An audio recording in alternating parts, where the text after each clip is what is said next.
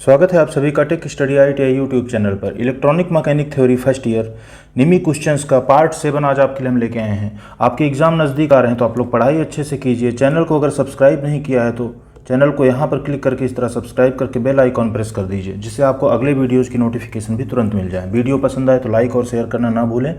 चलिए शुरू करते हैं।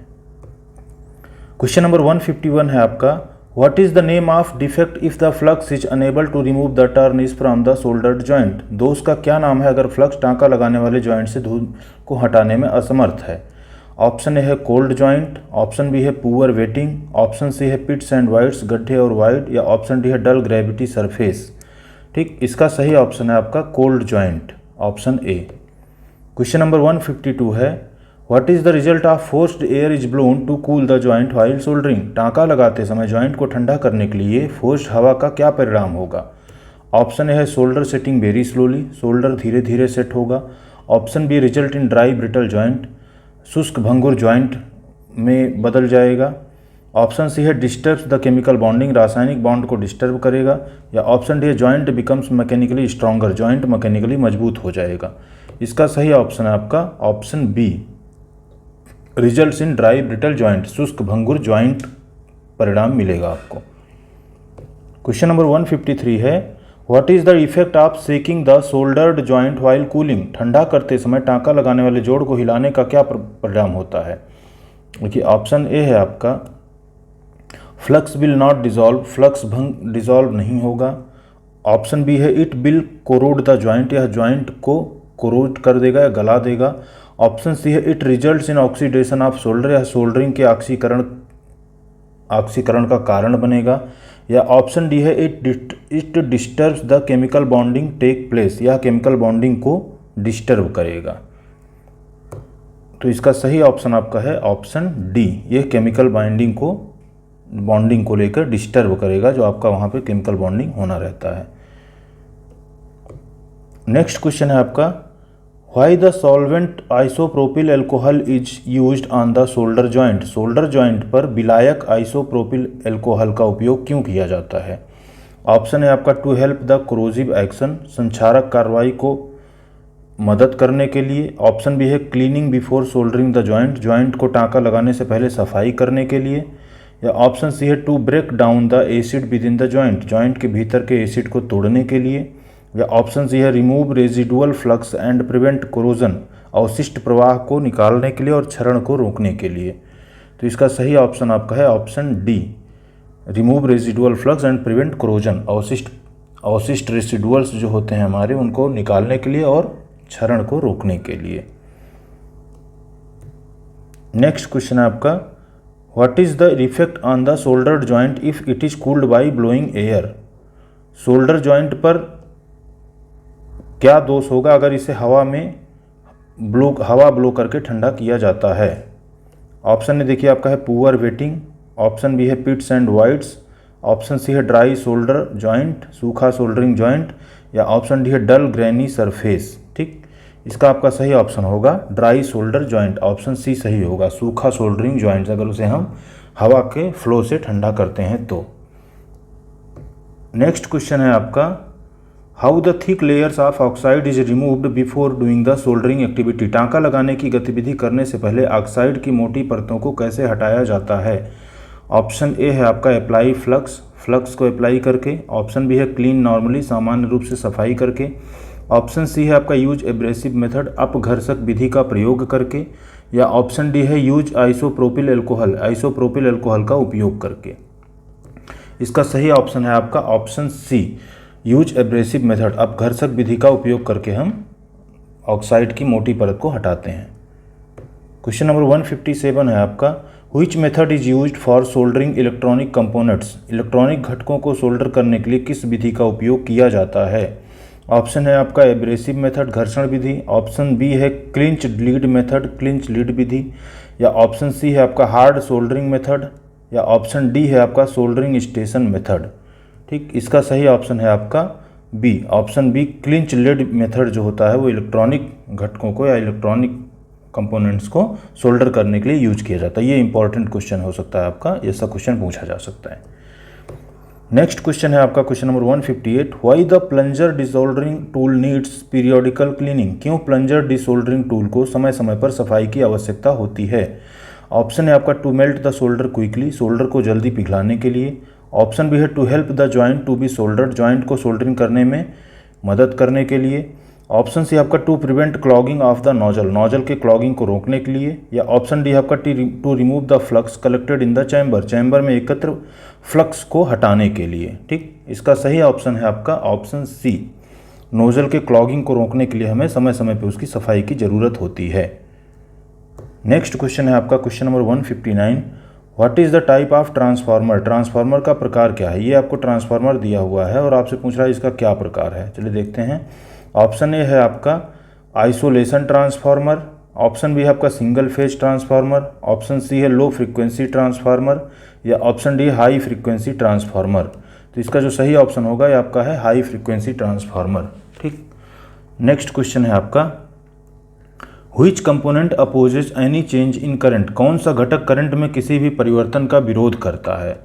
देखिए ये एक इंपॉर्टेंट क्वेश्चन है आपका, लेकिन दिक्कत है कि इसमें आप कंफ्यूज हो सकते हैं। चलिए इसको ध्यान से देखिएगा। ऑप्शन ए आपको दिया है डायोड, ऑप्शन बी है रजिस्टर, ऑप्शन सी है इंडक्टर और ऑप्शन डी है कैपेसिटर। ठीक, तो इसका जो सही ऑप्शन होगा आपका होगा ऑप्शन डी इंडक्टर। यहाँ पे क्वेश्चन को ध्यान से पढ़िए, आपसे पूछ रहा है which component oppose any change in current. तो जो हमारा इंडक्टर होता है वो करंट में किसी भी प्रकार के चेंज का विरोध करता है। लेकिन कुछ लोग इसका ऑप्शन हो सकता है सोच रहे हो कि रजिस्टर इसका ऑप्शन क्यों नहीं है। रजिस्टर इसलिए ऑप्शन नहीं है कि रजिस्टर क्या करता है, करंट के प्रवाह का विरोध करता है, धारा के प्रवाह का विरोध करता है, वो फ्लो का विरोध करता है रजिस्टर। ठीक है, और इंडक्टर क्या करता है, सडन चेंज, कोई भी उसमें जो चेंज होना होता है करंट में उसका विरोध इंडक्टर करता है। तो ये बहुत ही इंपॉर्टेंट क्वेश्चन है, इसको आप याद कर लीजिएगा। अगर रजिस्टेंस पूछता है, रजिस्टर पूछता है, वो क्या करता है, वो करंट के फ्लो का ही विरोध करता है, धारा बहने का विरोध करता है। और इंडक्टर जो होता है वो किसी भी प्रकार के चेंज का विरोध करता है, परिवर्तन का विरोध करता है। नेक्स्ट क्वेश्चन है आपका, how power rating is specified for transformer, transformer के लिए पावर रेटिंग कैसे निर्दिष्ट की जाती है। ऑप्शन ए है आपका वाट, ऑप्शन बी है वोल्टेज, ऑप्शन सी है वोल्ट एम्पियर, या ऑप्शन डी है हॉर्स पावर। तो इसका जो सही ऑप्शन आपका है वोल्ट एम्पियर। अब आपके मन में क्वेश्चन आ रहा होगा ट्रांसफार्मर की रेटिंग को हमेशा हम वोल्ट एम्पियर में ही क्यों लिखते हैं। ठीक है, चलिए आगे देखते हैं। इसमें ये स्लाइड है बेसिकली, इसको जूम कर, तो यहाँ पे देखेंगे हमारा जो ट्रांसफार्मर में जो कॉपर लॉस होता है वो हमेशा हमारा करंट पे डिपेंड होता है। कॉपर लॉस ट्रांसफार्मर का करंट पर डिपेंड होता है और आयरन लॉस जो होता है वो वोल्टेज पर डिपेंड होता है। यही वजह है कि ट्रांसफार्मर में क्या हुआ, आपका दो टाइप का लॉस हुआ, कॉपर लॉस, आयरन लॉस। एक वोल्टेज पे डिपेंड है, एक करंट पे डिपेंड है। तो रेटिंग किस में हो गई, VA में, VA, KVA या MVA। ठीक है, इसमें लिखते हैं, ना कि हम किलोवाट में। किलोवाट में हम नहीं लिखते हैं ट्रांसफार्मर की कभी भी रेटिंग। ठीक है, इंपॉर्टेंट क्वेश्चन है, याद रख सकते हैं आप इसको। नेक्स्ट क्वेश्चन है, what is the unit of inductance, induction की इकाई क्या है, इंडक्टेंस की इकाई क्या है, या प्रेरण की इकाई क्या है। ठीक है, ऑप्शन ए है जूल, ऑप्शन बी है फैरड, ऑप्शन सी हेनरी, या ऑप्शन डी वाट। बहुत ही इजी क्वेश्चन है, तो इसका सही ऑप्शन है आपका हेनरी। इंडक्टेंस का जो होता है हमारा यूनिट हेनरी होता है। ठीक, नेक्स्ट क्वेश्चन है आपका, which value is equal to 1 pico farad, कौन सा मूल्य 1 पिको फैरड के बराबर है। यहाँ पर आपको देखिए दिखा है जो एक्चुअली ये 10 टू पावर 106 नहीं है, ये 10 टू पावर 6 है। ये आपको दिया है देखिए 10 टू पावर 12, ये आपका है 10 टू पावर -6, और ये आपका ऑप्शन डी है 10 टू पावर -12। ठीक है, तो पिको फैरड हमारा किसके बराबर होता है, 10 टू पावर -12 के।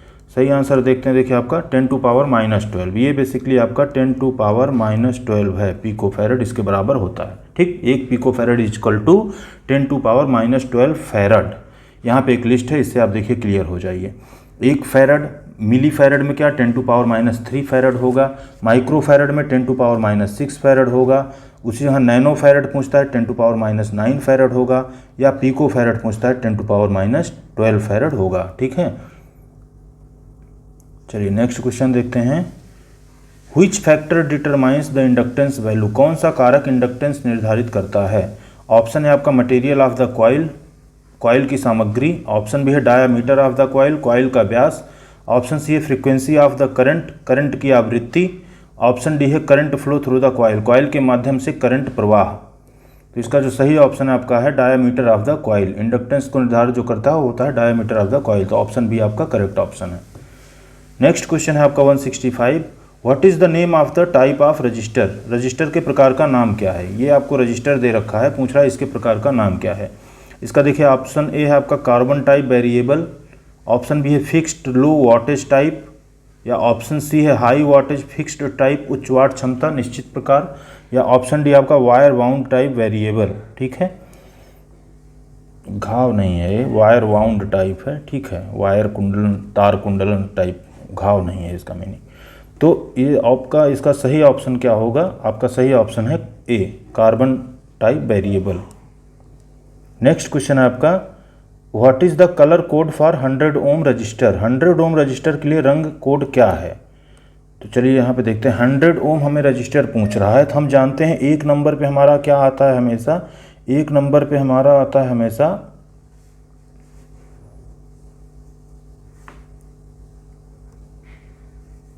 तो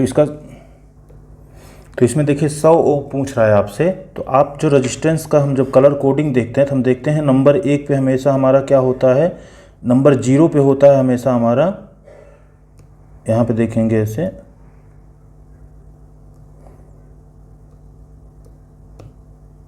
तो नंबर 0 पे हमेशा हमारा होता है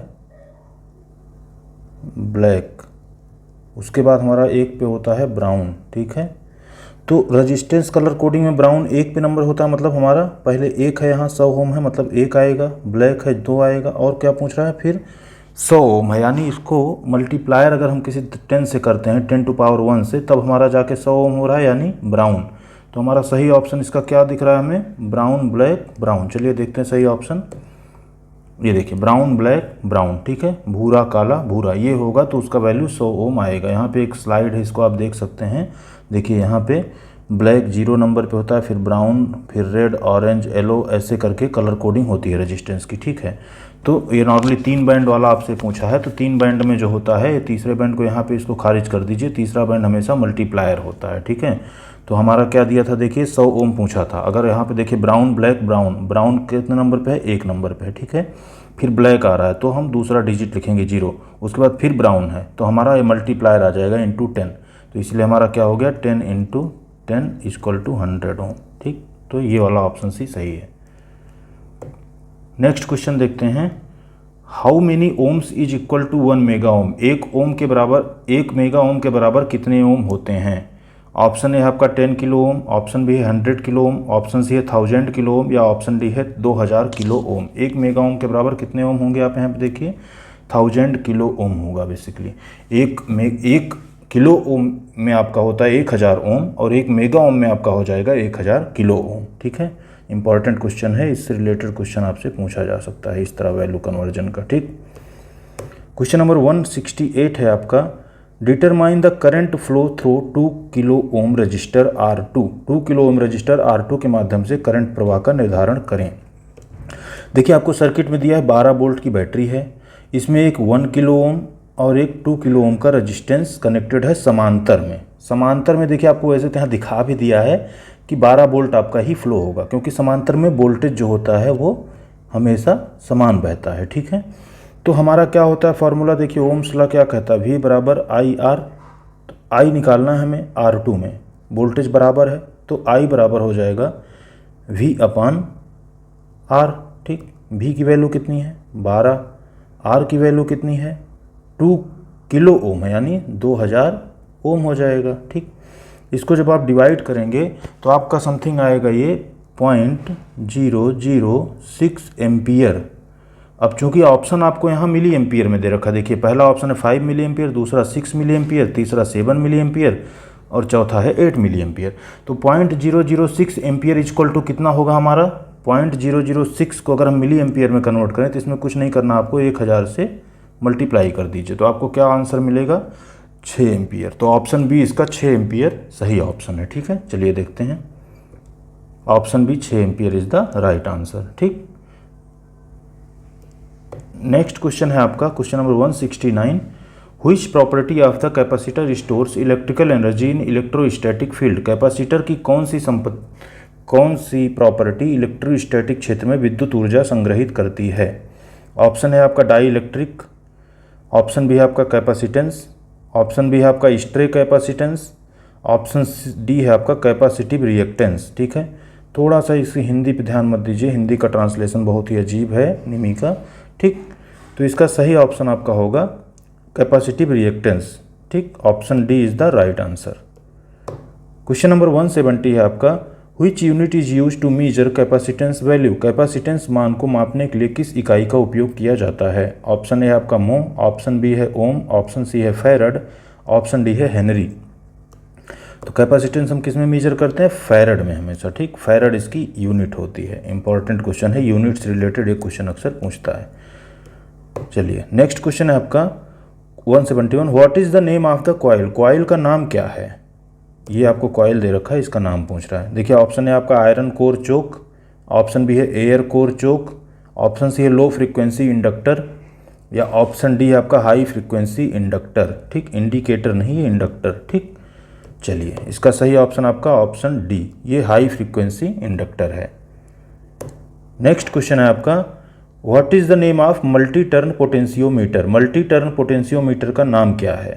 ऑप्शन है आपका multi turn dual pot, option B है multi turn trim pot, option C है सिंगल टर्न ट्रिम पॉट, या ऑप्शन डी है सिंगल टर्न डुअल पॉट।